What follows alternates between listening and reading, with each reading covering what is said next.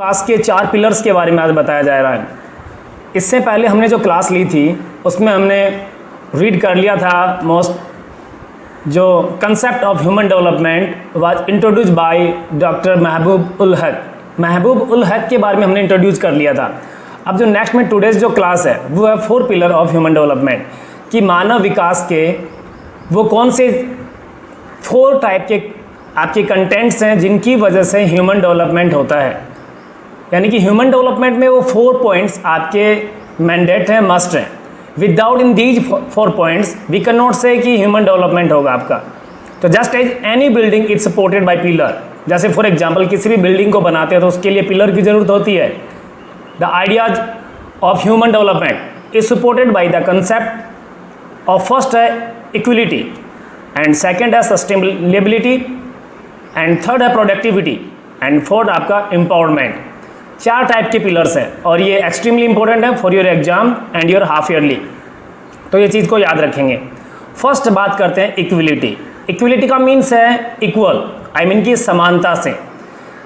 यदि देखा जाए तो इक्विलिटी का मीन्स अपने आप में है कि एक सोसाइटी जो है, सोसाइटी के अंदर एवरी पीपल को एक इक्वल राइट्स दिए जाएं विदाउट डिस्क्रिमिनेशंस के, उनको सभी राइट्स प्रोवाइड करवाए जाएं। यानी equality refer to making equal access to opportunities available to everybody. यानी जो भी हमारे पास में रिसोर्सेज हैं उन रिसोर्सेज को यूज करने की जो अपॉर्चुनिटी है वो सभी को इक्वल होनी चाहिए। The opportunities available to people must be equal irrespective of their gender, races, income and in the Indian caste या कास्ट। हमारी सोसाइटी में मोस्टली देखा जाता है कि जेंडर के अकॉर्डिंग या रेस यानी कि प्रजातियां, इनकम, इकोनॉमिक कंडीशन एंड कास्टिज में इन सब को लेकर एक बहुत बड़ी इनइक्वलिटी बनी हुई है। तो उस इनइक्वलिटी को स्किप करके हमें इक्वलिटी की जो फॉर्म है वो आपको इस्टेब्लिश करनी है। तो वो क्या अपना ह्यूमन डेवलपमेंट का सबसे बिगेस्ट आपका पिलर माना जाता है। Next, yes this is very often not the case as happen in almost every society. हम प्राय यह चीज़ें देखते हैं कि हर सोसाइटी में ये कंडीशन क्रिएट होती है कि जेंडर के अकॉर्डिंग आपका इनइक्वलिटी है, रेसेज के अकॉर्डिंग इनइक्वलिटी है, इनकम के अकॉर्डिंग इनइक्वलिटी है और कास्टिज्म के अकॉर्डिंग इनइक्वलिटी है। तो उस जितनी भी आपकी इनइक्वलिटी की फॉर्म है उन इनइक्वलिटी की फॉर्म को हमको क्या करना है, स्किप करना है, तब जाके ह्यूमन डेवलपमेंट होगा। तो फर्स्ट आपका रहेगा इनइक्वलिटी। सेकंड पॉइंट की बात, good morning, good morning. Second बात, जैसे फॉर एग्जांपल है in any country it is interesting to see which group the most of the school drop outs belong to. किसी भी देश में हमको ये जानना सबसे बेटर माना जाता है कि स्कूल से कितने स्टूडेंट्स ड्रॉप आउट हैं। फॉर एग्जांपल हम कंट्री पे न जाके हम किसी particular state, particular community and एक आपकी स्पेसिफाई की यदि बात करें तो पर्टिकुलर स्कूल की बात कर सकते हैं कि कितने स्टूडेंट्स ड्रॉप आउट्स होते हैं। ड्रॉप आउट्स का मतलब समझ गए ना सभी। ड्रॉप आउट का मीन्स है कि स्कूल छोड़ देना, स्कूल में नहीं जाना, स्कूल से ड्रॉप कर लेना। और फिर हमको ये एनालिसिस करना है कि वो ड्रॉप आउट्स के पीछे सबसे बिगेस्ट रीज़न है क्या। तो this should then lead to an understanding of the reason for such behaviour, कि हमको ये अंडरस्टैंड करना है कि ड्रॉप आउट्स के पीछे सबसे बड़ा रीज़न क्या है।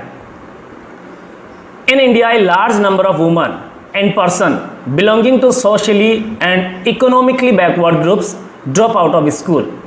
इंडिया में जो मेनली यदि बात की जाए वुमेन्स की एंड इकोनॉमिकली बैकग्राउंड जो पीपल हैं वो सबसे ज़्यादा स्कूल ड्रॉप आउट करते हैं, क्योंकि हमारी सोसाइटी में वुमेन को सबसे कम एजुकेशन प्रोवाइड की जाती है एंड जो इकोनॉमिकली बैकवर्ड से ग्रुप से जो हैं वो सबसे ज़्यादा स्कूल ड्रॉप आउट करते हैं। इट मीन्स समाज में इक्वलिटी नहीं है।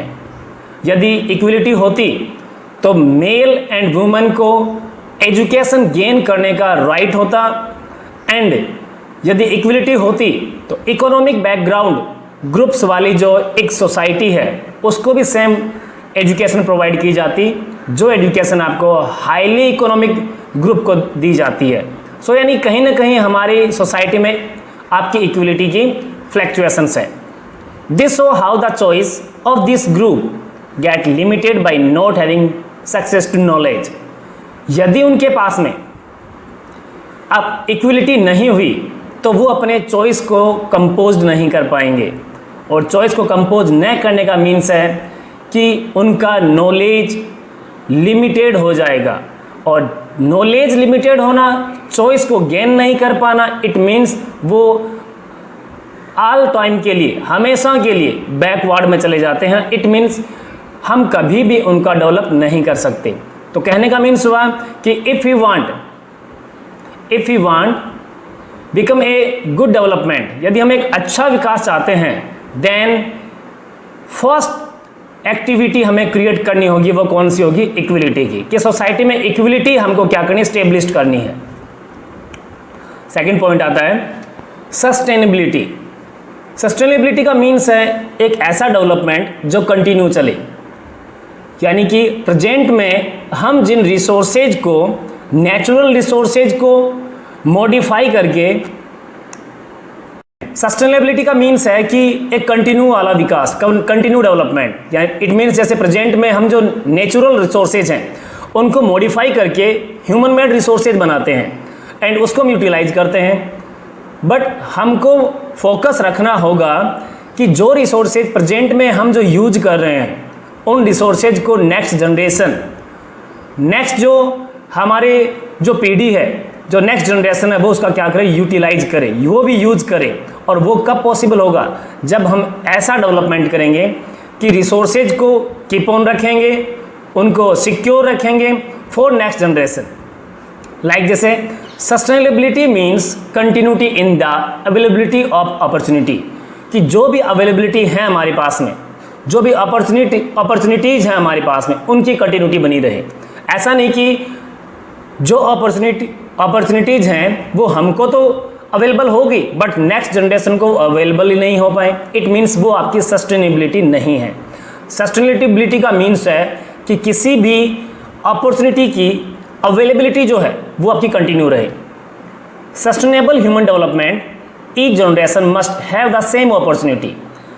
इसका फर्स्ट जो कैरेक्टरिस्टिक्स आती है वो है कि सस्टेनेबल ह्यूमन डेवलपमेंट का मीन्स है कि एवरी जनरेशन के पास में, ईच जनरेशन के पास में जो अपॉर्चुनिटीज़ हैं वो सेम रहें।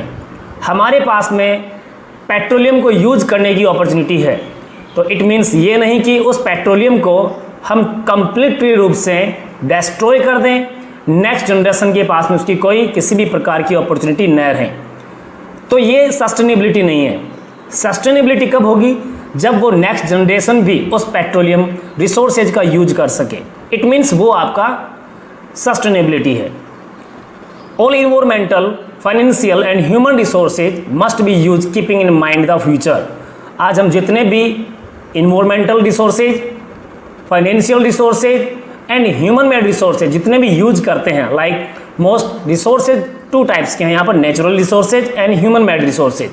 जितने भी रिसोर्सेज हम यूज करते हैं वो यूज करने से पहले माइंड में एक कीपिंग पॉइंट होना चाहिए कि इन रिसोर्सेज का यूज नेक्स्ट जनरेशन भी करेगी।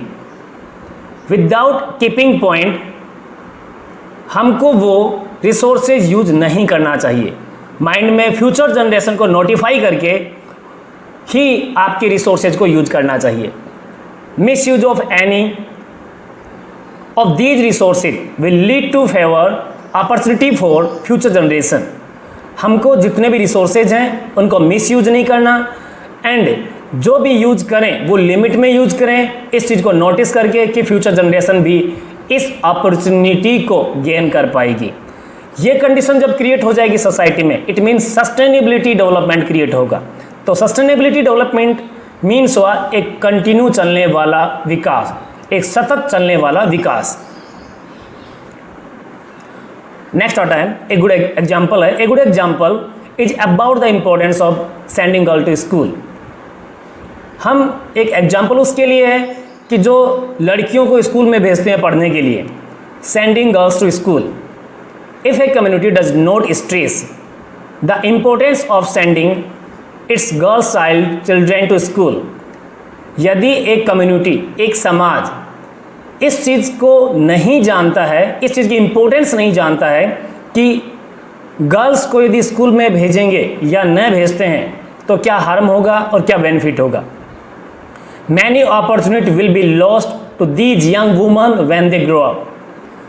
जब वो लड़की बड़ी होती है तो वो बहुत सारी अपॉर्चुनिटीज़ को लॉस कर देगी, बिकॉज क्योंकि उसको कभी स्कूल भेजा ही नहीं गया। It means if a community does not stress the importance of sending its girl children to school, many opportunities will be lost to these young women when they grow up. Their career choice will be severely curtailed, and this would affect other aspect of their lives. उसका career choice जो है उसमें क्या कर दी जाएगी, छटनी कर दी जाएगी, उसको स्किप कर दिया जाएगा, बिकॉज क्योंकि वो कभी स्कूल नहीं गई तो वो अपने चॉइस को कभी गेन नहीं कर पाएगी। अभी बात चली थी चॉइस की, इस चैप्टर में स्टार्टिंग से लेके अब तक चॉइस की बात चल रही है कि डेवलपमेंट के लिए चॉइस होना ज़रूरी है। यदि हमको सस्टेनेबिलिटी चाहिए तो हमारे पास में चॉइस होना ज़रूरी है, और चॉइस के लिए क्या चाहिए, नॉलेज, एजुकेशन, बेटर हेल्थ, ये ज़रूरी हैं। So their career choice will be so well curtailed and this would affect other aspect of their lives. उसको अपने करियर में चॉइस करने की कोई ज़्यादा सिचुएशन क्रिएट नहीं होंगी, बिकॉज उसको कर्टाइल कर दिया जाएगा, उनको स्किप कर दिया जाएगा, उसको छंटनी कर दी जाएगी, उसको छोड़ दिया जाएगा। So each generation must ensure the availability of choice and opportunity to its future generation. इसलिए प्रत्येक जनरेशन को ये इंश्योर कर लेना चाहिए कि जो हमारे पास में अपॉर्चुनिटीज़ अवेलेबल हैं, जो चॉइसेज हैं, यहाँ पर चॉइस का मीन्स अपने आप में अपॉर्चुनिटी, कि जो भी अपॉर्चुनिटी हमारे पास में, जो भी चॉइस हैं जो अभी प्रेजेंट में अवेलेबल हैं, उन टोटल फैसिलिटीज़ को हमको सिक्योर करना है for next generation, for future generation. Next third topic आता है प्रोडक्टिविटी, उत्पादकता, कि ह्यूमन डेवलपमेंट यदि करना है तो equality, sustainability and third point आपका प्रोडक्टिविटी। ये प्रोडक्टिविटी, उत्पादकता, उत्पादकता का मीन्स यहाँ पर ये नहीं है कि हमको फैक्ट्रीज में जाके प्रोडक्शन डेवलप करना है, नहीं। यहाँ पर प्रोडक्टिविटी का मीन्स है एक ह्यूमन को डेवलप करना, ह्यूमन की कैपेसिटी को, उसकी कैपेबिलिटी को, उसकी चॉइस को, उसकी अवेलेबिलिटी को डेवलप करना। ये मीन्स है प्रोडक्टिविटी का, जो हमने अभी पढ़ा कि what is choice, availability, opportunity, इन सभी पॉइंट्स को डेवलप करना मीन्स आपका productivity. Productivity here means human labor productivity or it terms of human work. Such productivity must be constantly enriched by building capability in people. Productivity का means यदि एक better consult में देखा जाए तो है कि किसी भी people की, लोगों की, society की capability को build up करना। Ultimately it is people who are the real wealth of nation. और ये क्यों ज़रूरी है, क्योंकि सोसाइटी के लोगों का या एनी पीपल का, ह्यूमन बीइंग का की कैपेबिलिटी को बिल्डअप करना क्यों ज़रूरी है, because people are the real wealth of nation. क्योंकि एक राष्ट्र की जो वास्तविक संपदा जो है वो कौन है, आपके पीपल हैं। सो फर्स्ट हमको पीपल को क्या करना होगा, प्रोडक्ट करना होगा। प्रोडक्ट का मतलब ये नहीं है कि उसको जन्म देना, नहीं। प्रोडक्ट का मतलब है उसके अंदर जो चॉइस हैं वो चॉइस को ग्रो अप करना है, उसके अंदर जो कैपेबिलिटी है, एवरी पीपल के अंदर कैपेबिलिटी है, उस कैपेबिलिटी को ग्रो अप करना है। Therefore efforts to increase their knowledge और provide better health facilities ultimately leads to better work efficiency. Efforts to increase their knowledge, हमको एफर्ट्स करने होंगे उनके नॉलेज को इंक्रीज करने के लिए, उन्हें बेटर हेल्थ फैसिलिटी प्रोवाइड करनी होंगी ताकि वो एक बेटर ढंग से वर्क कर सकें, अपनी जो भी कैपेबिलिटी है उसको बिल्डअप कर सकें, अपने चॉइस को नो कर सकें एंड एक बेटर वे में डेवलपमेंट कर सकें। It means productivity is must for एक बेटर ह्यूमन डेवलपमेंट के लिए। नेक्स्ट पॉइंट आता है आपका एम्पावरमेंट, सशक्तिकरण। शायद अच्छे से आपने सुना होगा ये वर्ड, जैसे बोलते हैं वुमेन एम्पावरमेंट, महिला सशक्तिकरण। तो इट मीन्स सेम पॉइंट्स है कि एम्पावरमेंट का मीन्स अपने आप में कि एक ह्यूमन बीइंग जो एक सोसाइटी से बिलोंग करता है, जो पीपल जो एक सोसाइटी से बिलोंग करता है, गवर्नमेंट को चाहिए कि उस पीपल को कुछ फ्रीडम प्रोवाइड करे, उसको एक पावर प्रोवाइड करे। पावर का मीन्स पॉलिटिकल पावर नहीं है यहाँ पर, पावर का मीन्स है उसको अपनी चॉइस को चूज करने का, अपनी कैपेसिटी को चूज करने का एंड अपनी अपॉर्चुनिटी को सिलेक्ट करने का पूरा राइट है उसके पास में। इट मीन्स वो है empowerment. Empowerment means to have the power to make choice, अपनी चॉइस को बनाने का एम्पावरमेंट है उसके पास में। उसको लगे कि मुझे क्या करना है, नेचुरल रिसोर्सेज को किस टाइप से यूज में लेना है, ह्यूमन मेड रिसोर्सेज को किस वे में यूज करना है। इट मीन्स उसके पास में जब चॉइस होंगी तो वो अपने आप का डेवलपमेंट कर सकेगा। Such power comes from increasing freedom and capability. Power हमेशा फ्रीडम एंड कैपेबिलिटी जब इंक्रीज होती है तो बाय डिफ़ॉल्ट अपने आप गेन हो जाता है। यानी without freedom and without grow capability we can not say कि एम्पावरमेंट इज ग्रो या empowerment will be grow. Empowerment grow नहीं होगा। Good governance and people oriented policies are required to empower people. एक अच्छी सरकार और पीपल ओरिएंटेड पॉलिसीज और उसकी जितनी भी पॉलिसीज हैं, जितनी भी उसकी रूल्स एंड रेगुलेशन हैं, वो पीपल ओरिएंटेड होंगे, पीपल सेंट्रलाइज्ड होंगे, देन आपके एम्पावर जो है पीपल का वो इंक्रीज होगा। जैसे फॉर एग्जांपल प्रेजेंट में मोदी गवर्नमेंट एक पीपल ओरिएंटेड पॉलिसीज क्रिएट करता है एवरी टाइम। आज प्रेजेंट में कोरोना वायरस की वजह से मोस्ट पीपल्स को ये लग रहा है कि ये पॉलिसीज बहुत बेकार है according to people, but it's a better policies, क्योंकि इसमें ये पीपल ओरिएंटेड पॉलिसीज है। इसमें मेन जो केंद्र बिंदु है, मेन सेंटर जो फोकस है वो पीपल का, कि लोगों को किसी प्रकार का नुकसान नहीं हो, चाहे से इकोनॉमिक कंडीशन डाउनफॉल हो जाए, बाकी फैसिलिटीज डाउन हो जाए, बट यहाँ पर हेल्थ ओरिएंटेड पॉलिसीज को सबसे ज़्यादा फोकस किया गया। इट मीन्स इट्स ए जो गुड गवर्नमेंट्स है, जो गुड गवर्नमेंट की बात चल रही है, गुड पॉलिसीज की बात चल रही है, वो ही आपकी पीपल एम्पावरमेंट को इंक्रीज कर सकते हैं। The empowerment of socially and economically disadvantage group is of special importance. तो ये सबसे ज़्यादा ज़रूरी है कि एम्पावरमेंट को इंक्रीज करेंगे तो human development by default increase होगा। नेक्स्ट टॉपिक आता है measuring human development.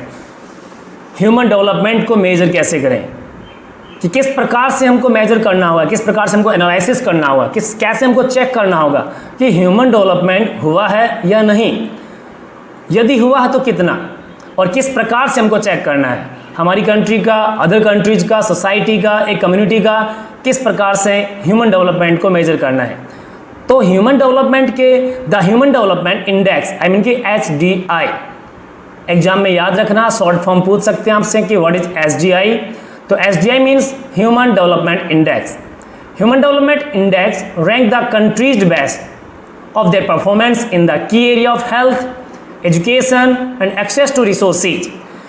Mostly HDI जो है 3 पॉइंट पे फोकस करता है। फर्स्ट है हेल्थ, एक स्पेसिफाइड कंट्री की हेल्थ कंडीशन कैसी है, एजुकेशन लेवल कैसा है, male and female both, and resources access का जो वेइंग प्रोसेसिंग जो है वो कैसा है। यदि तीनों condition health, education and resources तीनों कंडीशन बेटर है, it means HDI also better, कि HDI भी वहाँ पर क्या होगा, बेटर होगा। These ranking are based on score between. अब बात आती है कि कैसे एनालिसिस किया जाता है कि हेल्थ कैसी है। तो पर्टिकुलर जो टॉपिक है हेल्थ, एजुकेशन एंड रिसोर्सेज, इन सभी को एक स्कोर प्रोवाइड किया जाता है, एक मार्क्स प्रोवाइड किया जाता है, एक पॉइंट प्रोवाइड किया जाता है। जैसे फॉर एग्जांपल कि 10 पीपल्स हैं फैमिली में और 10 पीपल की अलग अलग आपकी इनकम ऑफ सोर्स है। उन सभी पीपल को जिनकी इनकम मंथली इनकम 30,000 है, इट मीन्स हमने उनको स्कोर दे दिया 1। जिनकी इनकम आपकी 30 से 50 उनको स्कोर दिया 2 एंड 50 to 1 लाख है उसको स्कोर दिया हमने 3। ये हमने स्कोरिंग कर दिया। अब उस पूरे एक विलेज की हमने स्कोरिंग की appropriate 2, it means 2 appropriate scoring the.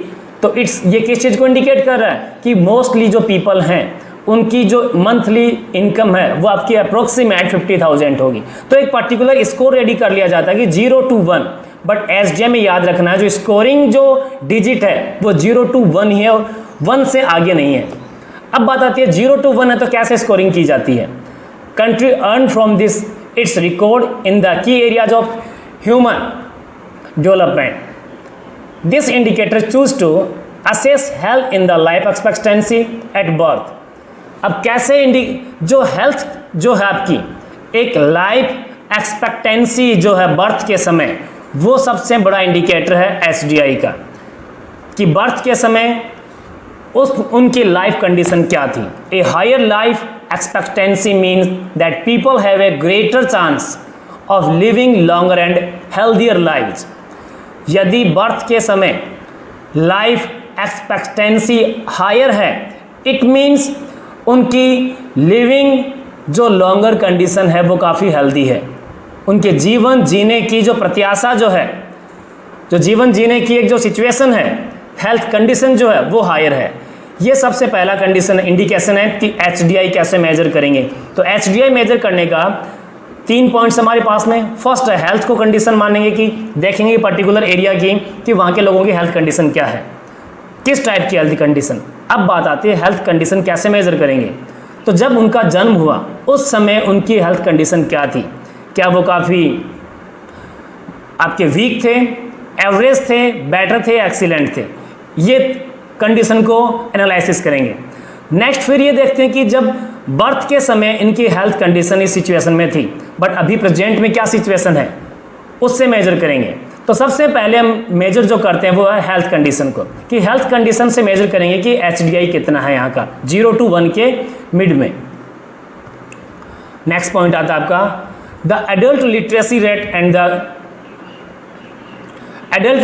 Rate and the gross enrolment ratio represent access to knowledge. Second point आता है हमारा एजुकेशन, यानी कि नॉलेज, कि नॉलेज कैसा वहाँ के लोगों की, एजुकेशन रेट कैसी है, लिटरेसी रेट क्या है। अब लिटरेसी रेट का कैसे पता चलेगा, तो लिटरेसी रेट को जानने के लिए देखेंगे कि स्कूल में कितने स्टूडेंट इनरोल्ड हैं एंड कितने आपके एडल्ट इनरोल्ड हैं एंड ड्रॉप आउट कितने हैं। यदि ड्रॉप आउट की बजाय कंपैरिजन में इनरोल्ड स्टूडेंट का रेशियो ज़्यादा है, it means knowledge level, literacy level higher है उस एरिया का, और वो एचडीआई रैंक में भी हायर माना जाता है। The number of adult who are able to read and write and the number of children enrolled in school so have easy to or difficult it is to access knowledge in a particular country. Number of adults, कितने adults हैं जो write कर सकते हैं and read कर सकते हैं, it means वो आपके literate person हैं। तो adult की literacy rate count हो गई यहाँ पर कि फॉर एग्जाम्पल 100 पीपल एक एरिया में लिविंग कर रहे हैं और उनमें से 80 पीपल ऐसे हैं जो राइट कर सकते हैं, रीड कर सकते हैं। इट मीन रेशियो कितना होगा, 8.2 का हो गया वहाँ पर। तो 80% पीपल वहाँ पर लिटरेट हैं, तो एडल्ट की लिटरेसी रेट काउंट हुई। अब बात करते हैं चिल्ड्रेन की, कि चिल्ड्रेन की लिटरेसी रेट क्या है।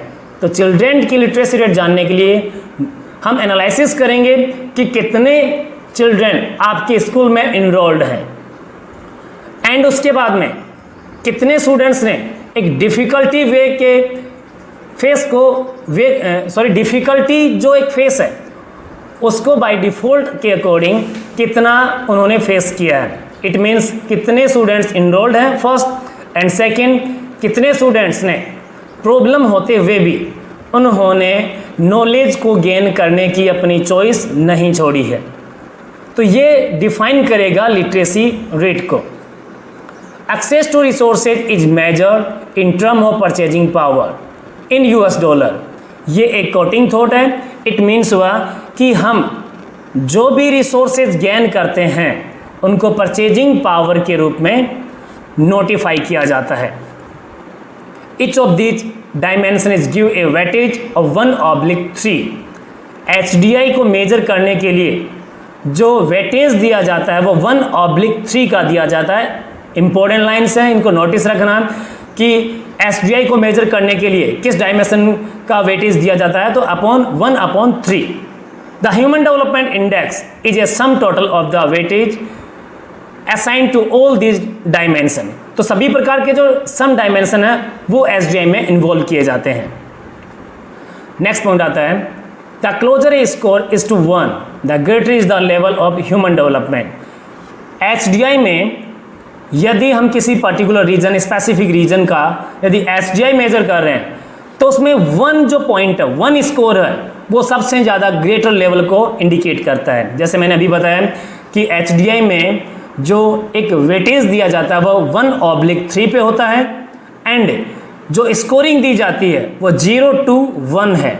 तो 1 जिस कंट्री को स्कोर मिला इट मीन्स वो कंट्री HDI में ग्रेटर लेवल पर है and therefore a score of 0.983 would be considered very high।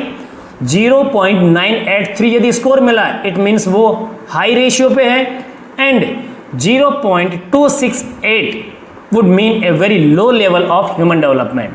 यहाँ पर 2 स्कोरिंग की बात चली है, दोबारा रिपीट कर रहा हूँ। यदि स्पेसिफिक कंट्री को HDI मेजरमेंट में 0.983 यदि स्कोर प्रोवाइड हुआ इट मीन्स उसका human development index high level पर है एंड अदर साइड यदि स्पेसिफिक कंट्री को 0.268 स्कोर प्रोवाइड हुआ इट मीन्स उसका HDI ह्यूमन डेवलपमेंट इंडेक्स क्या है, लो लेवल पर है। ये चीज़ याद रखनी है आपको। एंड नेक्स्ट इंपॉर्टेंट थिंग्स, जो HDI स्कोरिंग लेवल है वो काउंट होता है 0 to 1 एंड जो वेटेज है वो कितना है 1/3। ये कुछ मेजरमेंट्स हैं, आपको नोटिस रखने हैं। Next point the human development index major attainments in human development. कि ह्यूमन डेवलपमेंट इंडेक्स वो किस चीज़ को मेजर करता है कि एक ह्यूमन बीइंग को कि क्या क्या उसने गेन किया है, नॉलेज कितना गेन किया उसने, उसकी एजुकेशन कैसी है, उसकी हेल्थ कंडीशन कैसी है, इकोनॉमिक कंडीशन कैसी है, इन सभी को मेजर करता कौन, human development index HDI। It reflect what has been achieved in the key area of human development. और HDI यह भी एनालिसिस करता है कि उसके की एरिया क्या क्या हैं, किन किन चीज़ों को उसने नोटिस किया है। Yet it is not the most reliable measure. इन सब चीज़ों को मेजर करने के बाद भी कौन कौन सी, education, health and economic condition, इन तीनों पॉइंट्स को मेजर करने के बाद, एनालिसिस करने के बाद में भी HDI मोस्ट रिलायबल मेजरमेंट नहीं है। किसके लिए, एक स्पेसिफिक रीजन का HDI एनालिसिस करने के लिए। बिकॉज अब सबसे बड़ा बिगेस्ट पॉइंट बनता क्यों नहीं है ये, क्योंकि this is because it does not say anything about the distribute. ये सबसे बड़ा जो इसका लूज पॉइंट है वो क्या है, ये डिस्ट्रीब्यूशन नहीं करता। डिस्ट्रीब्यूशन का मीन समझ गए, एक पर्टिकुलर एरिया के बारे में ही ये एनालिसिस करता है, उस एरिया के स्कोरिंग से, उसके वेटेज से टोटल एरिया का एनालिसिस ये नहीं करता है। It means we can not say it's reliable measurements of HDI। Next the human poverty index. जैसे हमने HDI पढ़ा, अभी है HPI। HDI है human development index and HPI है ह्यूमन पॉवर्टी इंडेक्स। क्या डिफरेंस है दोनों में, तो human poverty index is related to the human development index. कुछ मायने में सिमिलर है दोनों, बट कहीं कहीं HPI जो है वो ज़्यादा रिलेबल है HDI का मेजरमेंट करने में, because this is index measure the shortfall in human development. ये अपने आप में ह्यूमन डेवलपमेंट में उस चीज़ को मेजर करता है कि क्या शॉर्टफॉल आया। It's a non income measure, ये नॉन इनकम मेजर करता है। The probability of not surviving till the age of 40। अब बात आती है कि क्या क्या मेजरमेंट होता है आपका HPI में, तो HPI में मेजर होता है टिल द एज ऑफ 40, 40 साल की उम्र तक के लोगों का वेटेज इसमें एनालिसिस किया जाता है and the adult literacy rate, और जो एडल्ट लिटरेसी रेट क्या है वो इसमें मेजर की जाती है। एंड 40 एज तक कितने लोगों ने सर्वाइव किया है, कितने लोग जीवित रहे हैं, क्या बर्थ रेट है एंड क्या डेथ रेट है, उन सभी को मेजर करता है कौन? HPI। So HPI is more better किसकी बजाय? HDI की बजाय, ह्यूमन डेवलपमेंट इंडेक्स की बजाय HPI ज़्यादा रिलेवेंट है। The number of people who do not have access to clean water, ये उन लोगों को भी एनालिसिस करता है कि जिन्होंने क्लीन वाटर एक्सेस नहीं करते हैं, कितने लोग हैं जो क्लीन वाटर को एक्सेस नहीं करते हैं। And the number of small children who are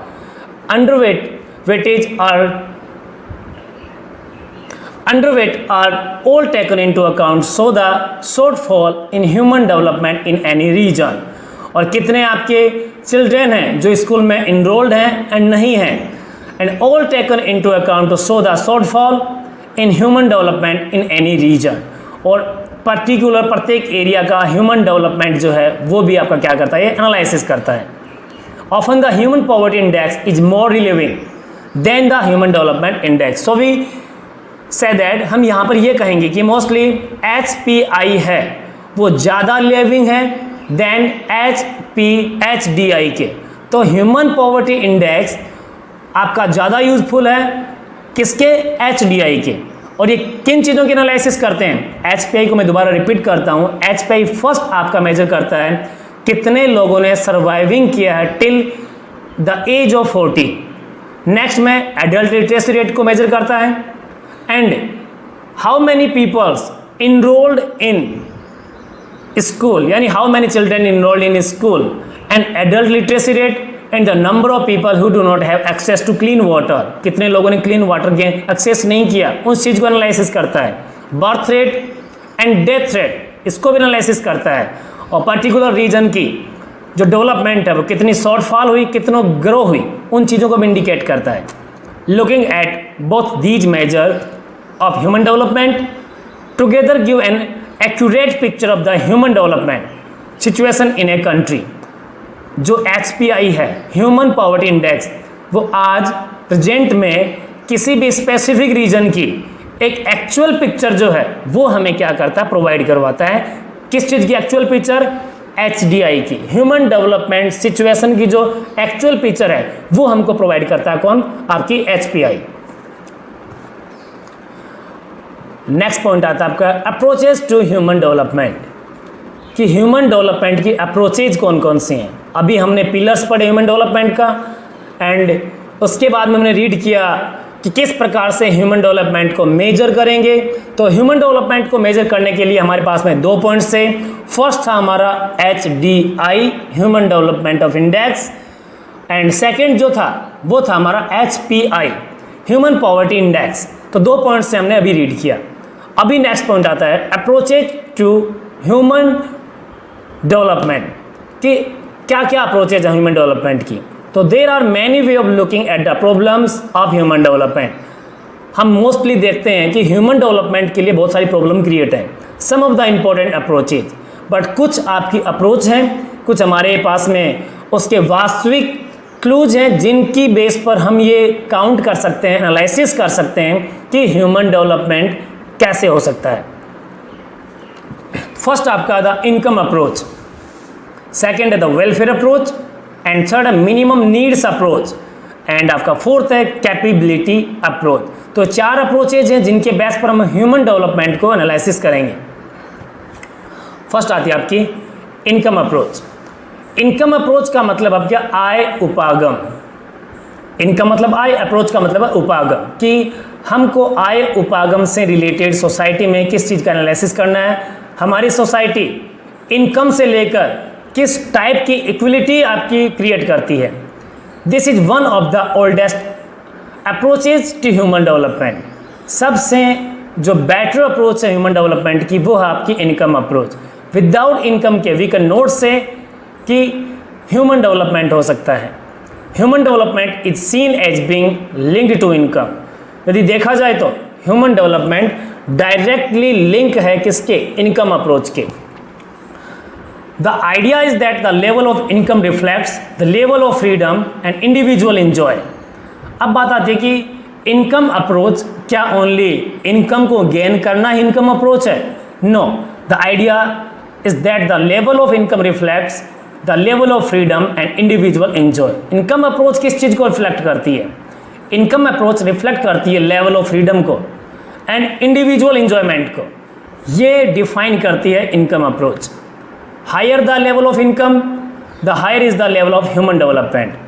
यदि इनकम लेवल हायर होगा, यहाँ पर इनकम लेवल हायर का मीन्स है level of freedom and level of individual enjoyment. यदि ये सभी हायर हैं, इट मीन्स उस सोसाइटी के ह्यूमन बींग का, उस ह्यूमन का लेवल ऑफ डेवलपमेंट भी क्या होगा? आपका हायर होगा। सेकंड पॉइंट आती है वेलफेयर अप्रोच, कल्याणकारी उपागम, यानी सोसाइटी में कल्याणकारी उपागम भी होना चाहिए। एक इस प्रकार की भी एक्टिविटी होनी चाहिए कि जिनसे सभी का वेलफेयर हो, कल्याण हो। एक